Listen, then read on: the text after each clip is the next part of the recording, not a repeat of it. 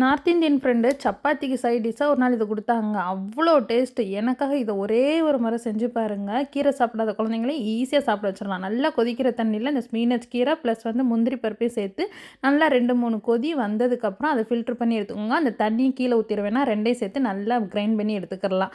நெய் 2 table spoon சேர்த்துக்கிட்டு பிரியாணி இலை, பட்டை, அது கூட வரமிளகாய் சேர்த்துட்டு துருவி வச்சுருக்க இந்த வெங்காயத்தையும் நல்லா பொடி பொடியாக கட் பண்ணி நல்லா வதக்கிக்கோங்க. இஞ்சி பூண்டு பேஸ்ட்டு ப்ளஸ் இது தக்காளியும் நல்லா ஃபைனாக கட் பண்ணி இது கூட நல்லா சேர்த்து நல்லா வதக்கிக்கோங்க. இது கூட 2 ஸ்பூன் மிளகாய்த்தூள், 1/4 ஸ்பூன் மஞ்சள்தூள், ஒரு ஸ்பூன் அளவுக்கு கரம் மசாலா தூள் சேர்த்து அதையுமே நல்லா வதக்கிக்கோங்க.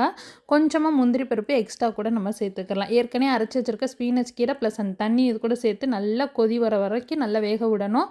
வெந்ததுக்கப்புறம் உப்பு, கஸ்தூரி மேத்தி கொஞ்சமாக கசக்கி விட்டு சேர்த்துக்கோங்க.